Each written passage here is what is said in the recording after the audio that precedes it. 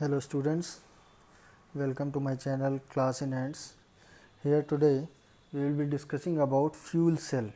Fuel cell क्या होता है? बेसिकली ये भी एक तरीके का हमारा नॉन कन्वेंशनल एनर्जी रिसोर्स होता है. कौन सा होता है? Non conventional energy resource. आजकल जितने भी मॉडर्न आपके टेक्नोलॉजीज़ में जो भी डेवलपमेंट हो रहे हैं उसमें फ्यूल सेल को बहुत कायदे से इनकॉर्पोरेट करने की कोशिश की जा रही है. तो आइए लेयर बाय लेयर समझते हैं कि फ्यूल सेल कैसे काम करता है. वैसे इसके डिफरेंट टाइप्स होते हैं, बस हम ज़्यादा टाइप्स के ऊपर नहीं आएंगे. हम इसके बेसिक प्रिंसिपल और टर्मिनोलॉजीज़ को थोड़ा सा डिस्कस करेंगे. ठीक है, बाकी अलग अलग रिक्वायरमेंट, अलग अलग एप्लीकेशंस जो इसकी होती हैं, अलग अलग फील्ड में की जाती हैं, उनकी अपना डिज़ाइन होता है, अपना रिक्वायरमेंट होता है. उसके हिसाब से फ्यूल सेल को डिज़ाइन कर लिया जाता है. हालांकि इसका जो प्रिंसिपल होता है वो ऑलमोस्ट सेम होता है. तो सबसे पहले जानते हैं students, what is a fuel cell. Basically, fuel cell is, in common language, is a device which converts chemical energy from fuel into electrical energy. यानी कि आप ये समझ लीजिए कि फ्यूल सेल क्या है, एक तरीके की बैटरी जैसा है जो क्या करता है, हमारा जो केमिकल एनर्जी होती है उस केमिकल एनर्जी को किस में कन्वर्ट कर देता है, इलेक्ट्रिकल एनर्जी में कन्वर्ट कर देता है. ठीक है, हमारा बैटरी में भी क्या होता है, जो बैटरी हम पेंसिल सेल जो यूज़ करते हैं, इस तरीके का हमने देखा होगा अपने घर में. थोड़ा गड़बड़ बन गया. अपने घर में अक्सर यूज़ करते हैं पेंसिल सेल. उस जो घड़ी वगैरह में हम लगाते हैं, आप देखते हैं उसमें क्या होता है, अगर आप कभी उसको तोड़ेंगे या कभी खोलेंगे या बचपन में कभी खोला हो आपने, तो आप देखेंगे उसके अंदर से केमिकल टाइप का काला काला सा कार्बन पाउडर होता है वो. ठीक है, और ग्रेफाइट के बीच में वो उसकी रॉड होती है एक कार्बन की.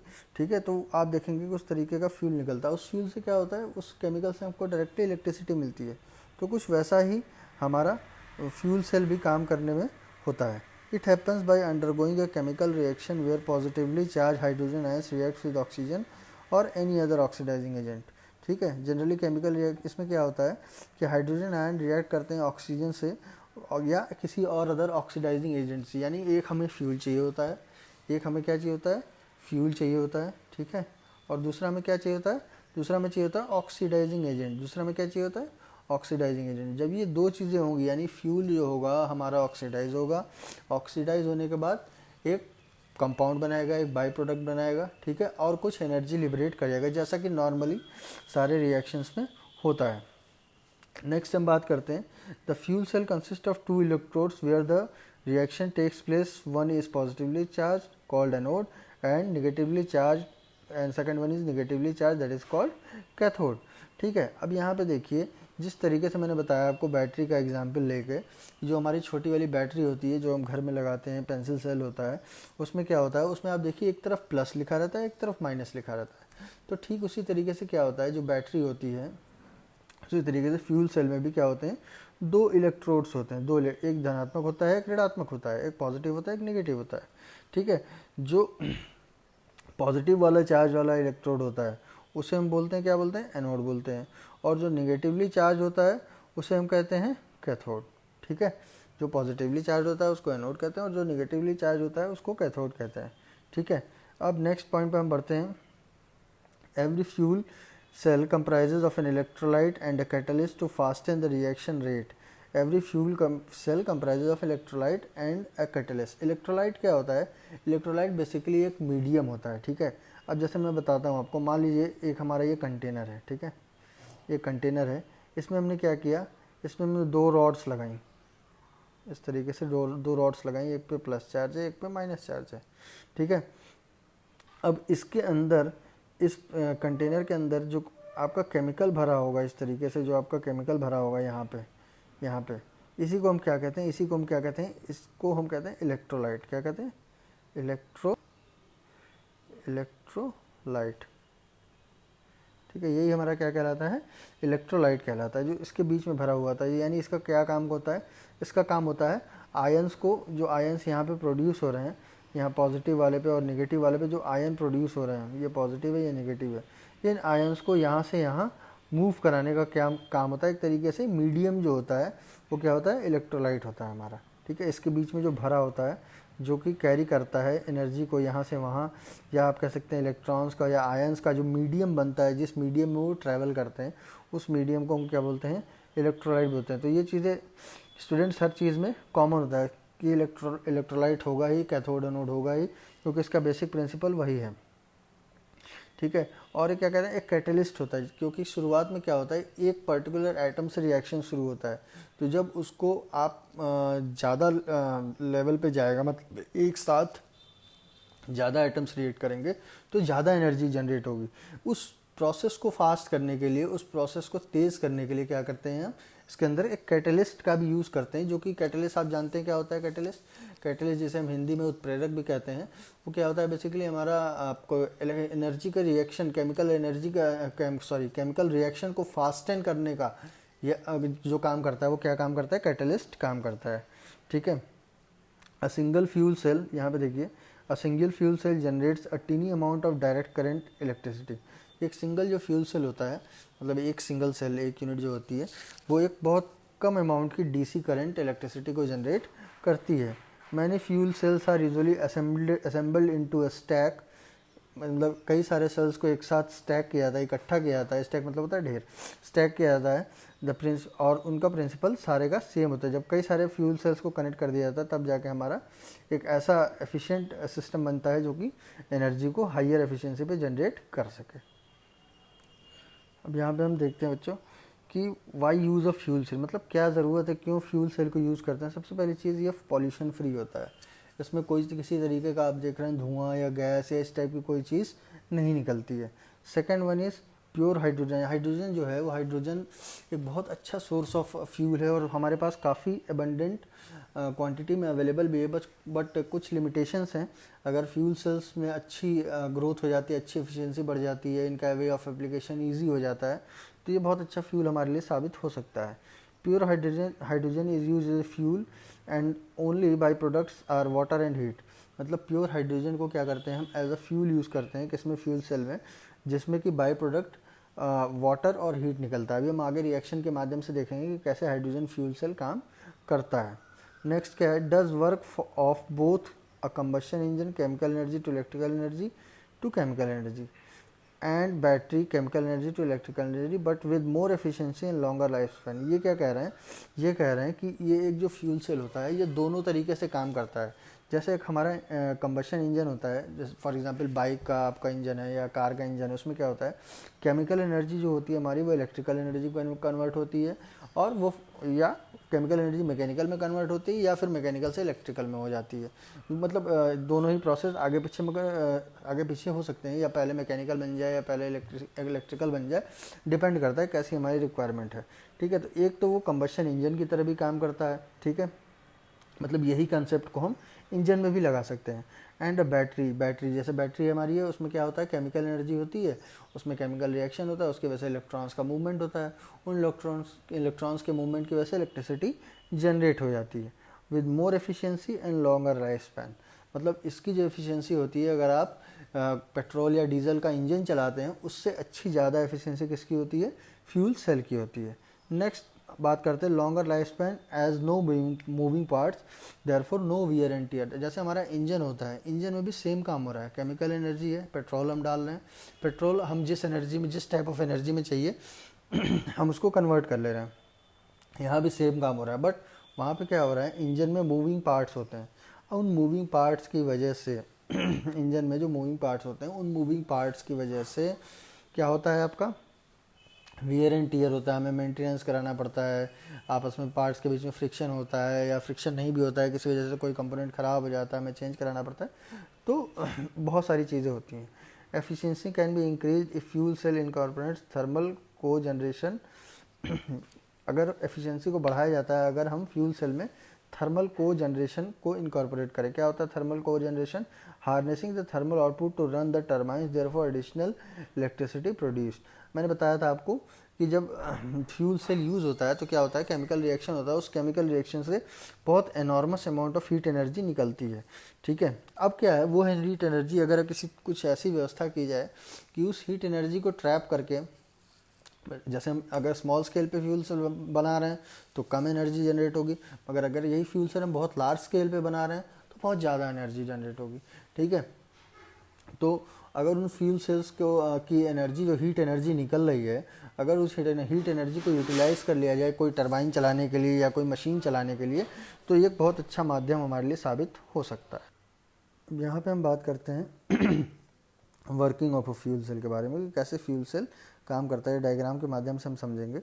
एट एनोड, एनोड क्या है मैंने बताया था, जो पॉजिटिवली चार्ज वाला इलेक्ट्रोड है। ये वाला इलेक्ट्रोड क्या है, एनोड है, और ये वाला इलेक्ट्रोड क्या है, कैथोड है। ठीक है, जो आपका निगेटिवली चार्ज होता है वो कैथोड होता है, पॉजिटिवली चार्ज है वो एनोड है। At anode catalyst oxidises the fuel, usually hydrogen, turning the fuel into positively charge ion and negatively charge electron. अब क्या कह रहा है, एनोड पे क्या हो रहा है, कौन सा रिएक्शन हो रहा है, जो ये एनोड पार्ट है, इस पार्ट पे क्या हो रहा है आपका, कि कैटलिस्ट जो है, एक कैटलिस्ट हमने ऐड किया है जो कि रेट ऑफ रिएक्शन को बढ़ा देगा।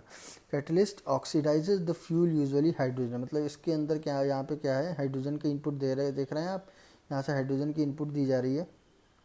ये क्या कर रहा है, जब हाइड्रोजन रिएक्ट कर रहा है, अपना एक इलेक्ट्रॉन दे रहा है, तो क्या हो जा रहा है, हाइड्रोजन बन जा रहा है H प्लस, एक आयन, एक पॉजिटिवली चार्ज उसके ऊपर आ जा रहा है। ठीक है, एंड निगेटिवली चार्ज इलेक्ट्रॉन क्या कर रहा है, इलेक्ट्रॉन डोनेट कर दे रहा है और इसके ऊपर एक पॉजिटिव चार्ज आ जा रहा है। नेक्स्ट क्या कह रहा है, electrolyte substance specially design so ion can pass through it, electrons can not. ठीक है, अब क्या है, इलेक्ट्रोलाइट क्या है, कि जो आयंस बने हैं, ये आयंस इसके थ्रू पास हो जाएं। होता क्या है, देखिए ध्यान से समझिएगा, थोड़ी सी बारीकी है इसके अंदर, ध्यान से समझिएगा। होता क्या है कि यहाँ से हाइड्रोजन आयन बना, ठीक है, इस वाले पार्ट में हाइड्रोजन आयन बना। अब ये हाइड्रोजन आयन को कहाँ जाना है, हाइड्रोजन आयन पॉजिटिवली चार्ज है, इसे जाना है कैथोड पे जो कि निगेटिवली चार्ज है, तो हाइड्रोजन आयन इसके थ्रू मूव कर जाए। मगर बीच में हमने यहाँ क्या लगाया हुआ है, यहाँ पे हमने लगाया हुआ है इलेक्ट्रोलाइट की लेयर। इलेक्ट्रोलाइट हमें ऐसा चूज़ करना है जिसके थ्रू इलेक्ट्रॉन पास ना हो पाए। इलेक्ट्रॉन पास हो जाएगा तो क्या होगा, ये रिएक्शन का प्रोसेस जो हमने जिस वजह से फ्यूल सेल बनाया है वो हमें नहीं मिल पाएगा। तो इलेक्ट्रॉन को क्या कर देंगे, इलेक्ट्रॉन को इसके थ्रू पास करेंगे जहाँ पे हमें लोड है, यहाँ पे तब जाके हमें इलेक्ट्रिसिटी यहाँ पे मिलेगी। आ रही बात समझ में, इसको ध्यान से दोबारा सुनिएगा, आपको बिल्कुल क्लियर हो जाएगा कि क्यों हम इलेक्ट्रोलाइट बीच में लगा रहे हैं। Freed electrons travel through the wire creating electric current. देखिए कह रहे हैं ना, जो मुक्त इलेक्ट्रॉन है, जो इलेक्ट्रॉन यहाँ इसने छोड़ दिया हाइड्रोजन ने, ये क्या है, ये इलेक्ट्रॉन्स इस सर्किट के थ्रू मूव करेंगे। Ions travel through the electrolyte to the cathode, और जो आयन बने, आयन मतलब जो हाइड्रोजन एटम था, वो जब रिएक्शन किया उसने, एक इलेक्ट्रॉन अपना दे दिया, तो वो हाइड्रोजन आयन बन गया। वो कहाँ से पास कर रहा है, वो इस इलेक्ट्रोलाइट के थ्रू पास कर रहा है। तो इधर से कौन जा रहा है, इलेक्ट्रॉन जा रहा है, देखिए लिखा भी है ई सिंबल बना हुआ है यहाँ पे। और यहाँ से कौन जा रहा है, इधर से जा रहा है हाइड्रोजन आयन जा रहा है अपने घर। ठीक है, once reaching cathode ions reunite with the electron, react with third chemical usually oxygen, create water और कार्बन डाइऑक्साइड। अब इसमें देखिए क्या बता रहा है, नेक्स्ट स्टेप में क्या हो रहा है, यहाँ से जो हाइड्रोजन एटम गया, ठीक है, यहाँ से जो हाइड्रोजन आयन गया, सॉरी, ठीक है, और यहाँ से जो इलेक्ट्रॉन गया वो यहाँ पे जाके दोबारा मिक्स हो जाएगा, दोबारा आके मिल जाएगा। अब क्या है, यहाँ पे ऑक्सीजन प्रेजेंट है ऑलरेडी, इस कैथोड वाले पॉइंट पे क्या है, ऑक्सीजन प्रेजेंट है। तो ये हाइड्रोजन एटम और ये ऑक्सीजन मिलकर क्या बना देंगे, H2O बना देंगे, पानी बना देंगे। ठीक है, थर्ड रिएक्शन जो इसका होगा उसमें क्या बन जाएगा, ये पहला रिएक्शन क्या हुआ, पहले रिएक्शन ये हुआ कि H2 से H बना, एक अपना इलेक्ट्रॉन दे दिया, हाइड्रोजन आयन बन गया। हाइड्रोजन आयन जब दोबारा इसके अंदर आया तो फिर उस अपने इलेक्ट्रॉन से मिल गया, ठीक है, अपने उस इलेक्ट्रॉन से फिर मिल गया और फिर हाइड्रोजन एटम बन गया, और वो हाइड्रोजन एटम ऑक्सीजन के साथ रिएक्ट करके क्या बन गया, हाइड्रोजन डाइऑक्साइड बन गया, H2O। ठीक है, जिसे हम पानी कहते हैं, पीने का पानी जो होता है, ठीक है, या कार्बन डाइऑक्साइड भी बना सकता है। ये देखिए एक जनरलाइज्ड केमिकल रिएक्शन है जिसके बारे में मैंने बताया था। एनोड साइड पे ये रिएक्शंस होते हैं, आप देखिए इसको मैं जूम करता हूँ फोटो को थोड़ा सा। एनोड साइड पे ये रिएक्शंस होते हैं और कैथोड साइड पे ये रिएक्शंस होते हैं, आप इजीली देख सकते हैं। यहाँ पे देखिएगा ये एनोड है, ठीक है, और ये आपका एक इस साइड में जो बना हुआ है वो ये एनोड है और ये कैथोड है। ठीक है, एनोड साइड पे क्या होता है, ऑक्सीडेशन रिएक्शन होता है। ठीक है, ऑक्सीडेशन रिएक्शन में क्या होता है, 2H2 आप देख रहे हैं 2H2 है, ये कंज्यूम हो रहा है। जो चीज़ कंज्यूम होती है वो ऑक्सीडाइज होती है। ठीक है, जो चीज़ कंज्यूम होती है वो ऑक्सीडाइज होती है। तो यहाँ देखिए 2H2 है जो आपका वो कंज्यूम हो रहा है, 4 इलेक्ट्रॉन निकल रहा है। फिर क्या हुआ, मैंने बताया था कि हाइड्रोजन आयन का एटम का आयन का ये हाइड्रोजन आयन कहाँ चला जाएगा, ये चला जाएगा कैथोड के पास। कैथोड के पास जब ये आया तो यहाँ ऑक्सीजन प्रेजेंट है, और ये जो 4 इलेक्ट्रॉन है वो 4 इलेक्ट्रॉन, जो ये 4 इलेक्ट्रॉन है, ये 4 इलेक्ट्रॉन यहाँ से घूम के यहाँ आ गए, क्योंकि मैंने बीच में क्या लगा रखी है, हमने इलेक्ट्रोलाइट की मेम्ब्रेन लगा रखी है, लेयर लगा रखी है। तो अब इलेक्ट्रोलाइट भरा हुआ है बीच में, तो ये इलेक्ट्रोलाइट इधर से मूव नहीं करेगा, ये यहाँ से बाहर से जो सर्किट लगा है, बाहर से इधर से या इधर से आप सर्किट लगा देते हैं तो यहाँ से मूव करेगा, और ये जाके वापस किससे मिल जाएगा, वापस जाके अपने हाइड्रोजन आयन जो यहाँ पे था बना था, ये वाला हाइड्रोजन आयन बना था, यहाँ से ये फिर से वापस यहाँ पे आ जाएगा। अब देख रहे हैं आप कैथोड साइड पे क्या रिएक्शन हो रहा है, जहाँ ऑक्सीजन ऑलरेडी अवेलेबल है, कैथोड साइड पे ये रिएक्शन हो रहा है, ठीक है। O2 + 4H पर प्लस 4 इलेक्ट्रॉन, O2 यहाँ ऑलरेडी प्रेजेंट है, 4H प्लस आया आपका ये इलेक्ट्रोलाइट के रास्ते से, यानी बीच वाले रास्ते से गया, और 4 इलेक्ट्रॉन जो कि यहाँ से घूम के आए, ठीक है। इलेक्ट्रिक लोड सर्किट जो बनी हुई है यहाँ से घूम के आए। अब क्या बना दिया इसने, सबने कंबाइन करके बना दिया 2H2O, वाटर बन गया। तो अब देखिए इस पूरी रिएक्शन के दौरान कोई भी ऐसा कंपाउंड रिलीज़ नहीं हुआ जो कि हार्मफुल हो या किसी तरीके से नुकसानदायी हो। अब यहाँ बात करते हैं हम टाइप्स ऑफ फ्यूल सेल के बारे में।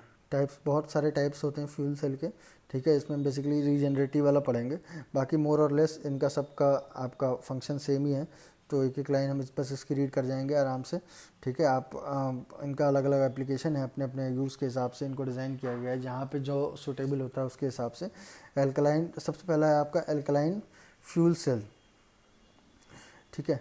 Alkaline fuel cell solution electrolyte such as KOH, यानी alkaline fuel cell alkaline solution electrolyte है, ये इलेक्ट्रोलाइट जिसमें होता है पोटेशियम हाइड्रोक्साइड को एज इलेक्ट्रोलाइट यूज़ करते हैं। नेक्स्ट वाला क्या हमारा phosphoric acid fuel cell, phosphoric acid के माध्यम से फ्यूल सेल बनाते हैं, इलेक्ट्रोलाइट जिसमें होता है फॉस्फोरिक एसिड होता है। Solid proton exchange membrane fuel cell, electrolyte is polymer electrolyte membrane fuel cell and there electrolyte consist of proton exchange membrane, ठीक है। इसमें इलेक्ट्रोलाइट क्या होता है, polymer electrolyte membrane fuel cell जो होता है वो उसके अंदर इलेक्ट्रॉन होता है, देयर इलेक्ट्रोलाइट, उसके इलेक्ट्रोलाइट में क्या होती है, क्या लगी होती है, प्रोटॉन एक्सचेंज मेम्ब्रेन लगी रहती है।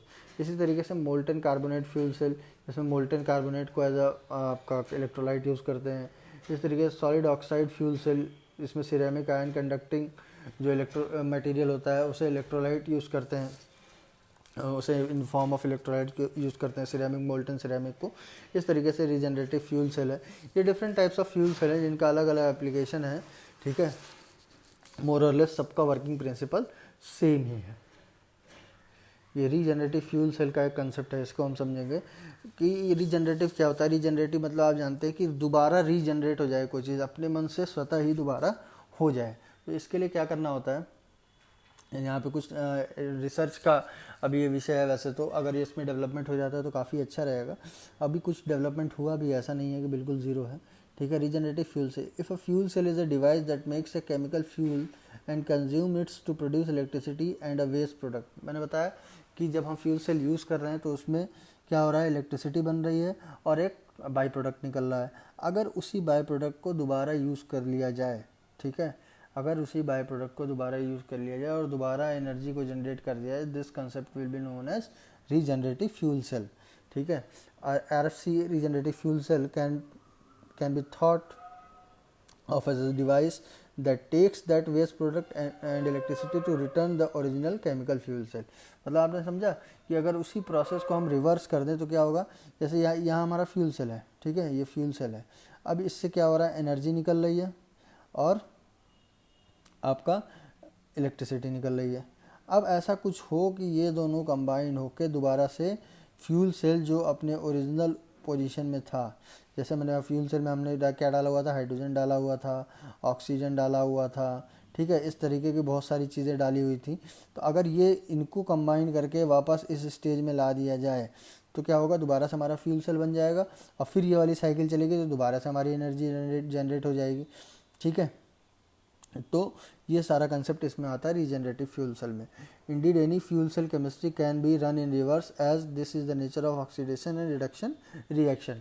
आपने देखा कि हम इसमें भी हमने जो रिएक्शन दिखाया था आपको, आप देख रहे थे कि उसमें एक में ऑक्सीडेशन हो रहा था और एक में रिडक्शन हो रहा था। तो ऐसा आप जानते भी हैं केमिस्ट्री के माध्यम से कोई भी ऑक्सीडेशन रिडक्शन रिएक्शन जो होता है वो रिवर्सिबल किया जा सकता है, उसका रिवर्सिबल रिएक्शन होता है, यानी अगर किसी चीज़ को ऑक्सीडाइज कराया जा सकता है उसको रिड्यूस भी कराया जा सकता है, तो एक रिवर्सिबल इस तरीके का रिएक्शन हमारा बन जाएगा।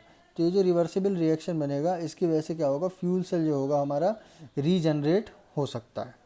When you run a fuel cell in reverse, the anode becomes the cathode and the cathode becomes the anode। यानी मैंने जो बताया था कि एक जो पॉजिटिव चार्ज होता है एक तरफ निगेटिव चार्ज होता है, तो क्या होगा इस सिचुएशन में अगर दोनों के कैथोड को और एनोड को रिवर्स कर दिया जाए, यानी जिस पे पॉजिटिव चार्ज था उसको निगेटिव चार्ज कर दिया जाए, जिस पे निगेटिव चार्ज था उस पर पॉजिटिव चार्ज कर दिया जाए, तो ये जो हमारा रीजनरेटिव फ्यूल सेल होगा ये दोबारा इसको रिकन्वर्ट किया जा सकता है। The mechanism of an electrolyzer are best understood using a hydrogen fuel cell as an example। ठीक है, अगर आप इसको कायदे से समझना चाहते हैं तो हाइड्रोजन फ्यूल सेल वाला जो मैंने बताया कंसेप्ट उसको समझिए कि किस तरीके से हाइड्रोजन और ऑक्सीजन को मिला के वाटर बन गया और किस तरीके से वाटर को स्प्लिट करके दोबारा हाइड्रोजन और ऑक्सीजन में कन्वर्ट किया जा सकता है ऑक्सीडेशन और रिडक्शन के माध्यम से। ठीक है, देखिए ये कुछ डिसएडवांटेजेस हैं, क्या क्या डिसएडवांटेज हैं फ्यूल सेल के डिसएडवांटेज, इसको हम डिस्कस कर लेते हैं। There is no hydrogen infrastructure to supply coast to coast delivery of hydrogen fuel. यानी अगर हमारा फ्यूल सेल बन भी जाता है तो अभी तक हमारे पास बन भी जाता है, क्या मतलब मेरा बन ही गया है, तो अगर हम इसको यूज़ करते हैं बहुत वाइड एप्लीकेशन करते हैं तो हमारे पास कोई अभी भी ऐसा संयंत्र या आप कह सकते हैं ऐसा इंफ्रास्ट्रक्चर नहीं है जो कि हाइड्रोजन को एज अ फ्यूल सप्लाई कर सके जगह से जगह। जैसे मान लीजिए हम शिप में यूज़ कर रहे हैं इसको या किसी भी व्हीकल में यूज़ कर रहे हैं, तो अभी हमारे पास कोई ऐसा नहीं है कि हाइड्रोजन पंपिंग स्टेशन हो। आपने कहीं नहीं देखा होगा कि कहीं हाइड्रोजन मिल रहा है एज अ पंपिंग स्टेशन। ठीक है, तो अभी हमारे पास कोई ऐसा इंफ्रास्ट्रक्चर नहीं है जिससे कि कोस्ट टू कोस्ट हम डिलीवर कर सकें हाइड्रोजन फ्यूल को, किसी भी तरीके से पहुंचा सकें। उसके बाद are being develop to provide बहुत सारी टेक्नोलॉजी, जैसे मैंने बताया बहुत सारे जो फ्यूल सेल्स हैं उसमें बहुत सारे डेवलपमेंट हो रहे हैं, उनका डिलीवरी मेथड, उनका आप देख सकते हैं जो स्टोरेज मेथड है, अल्टरनेटिव फ्यूल यूज़ करके, internally natural gas providing the perfect solution of industrial use, but MCFCs and PFCs जो हमने कई सारे आपको वो बताए थे फ्यूल सेल के बारे में बताया था, तो ये उनके सब शॉर्ट फॉर्म्स हैं। स्टिल ईयर्स ऑफ डेवलपमेंट, मतलब वो सारे जो फ्यूल सेल्स हैं उसमें बहुत सारा साल अभी बचा है अच्छा डेवलपमेंट होने के लिए, जिससे कि आप उसको प्रॉपरली यूज़ कर सकें। ठीक है, जो आपको हाइड्रोजन, आपने सुना होगा कई बार कि हाइड्रोजन को एज अ फ्यूल यूज़ किया जा सकता है कार्स में, तो उसमें कई सारी बेसिक प्रॉब्लम्स यही है कि हाइड्रोजन की हैंडलिंग में और अभी उसमें बहुत ज़्यादा डेवलपमेंट नहीं हो पाया है, इसलिए वो टेक्नोलॉजी अभी थोड़ी सी पीछे रह गई है। हालांकि आने वाले टाइम में इसमें बहुत अच्छा होप है और बहुत सारे डेवलपमेंट होने के चांसेस हैं। Onboard fuel storage and conversion solutions are being developed but they are still years from being perfected. देखिए मैंने बताया था ना आपको, फ्यूल स्टोरेज और जो कन्वर्जन सॉल्यूशंस को डेवलप किया जा रहा है, कन्वर्जन सॉल्यूशन मतलब उसको रिवर्सिबल बनाने के लिए जो चीज़ें डेवलप की जा रही हैं उसमें अभी परफेक्टली डेवलप होने के लिए हमके अभी बहुत ज़्यादा समय है। ठीक है, तो बेसिकली अभी ज़्यादा जो कॉन्सेप्ट क्लियर है हमारा, हाइड्रोजन फ्यूल सेल पे कॉन्सेप्ट क्लियर है, इसका यूज़ भी हो रहा है, ऐसा नहीं है कि इसका यूज़ नहीं हो रहा है, मगर वहाँ पे भी इसे बहुत लिमिटेड तरीके से, जैसे स्पेस एजेंसीज़ में, आपका शिप्स में इसको यूज़ किया जा रहा है, ऐसा नहीं है कि यूज़ नहीं किया जा रहा है, बट वहाँ पे भी इसका जो एप्लीकेशन है वो काफ़ी ज़्यादा लिमिटेड। ठीक है स्टूडेंट्स, तो अभी इसमें थोड़ा डेवलपमेंट और हो जाए तो इसको बहुत अच्छे तरीके से यूज़ जो है हमारा fuel cell, hydrogen fuel cell को या किसी भी अदर फ्यूल सेल को बहुत अच्छे से हमें यूज़ किया जा सकता है। ठीक है स्टूडेंट्स, अगर आपको ये कंसेप्ट समझ में आया फ्यूल सेल का कि कैसे काम करते हैं, क्या इसका एप्लीकेशन है, तो please do like, share and subscribe my channel class in hands. You can also ask your queries in comments. कोई भी डाउट हो आप कमेंट में पूछ सकते हैं। इसको ज़्यादा से ज़्यादा लाइक करें, शेयर करें ताकि और स्टूडेंट्स तक पहुँच सके। Thank you, keep watching.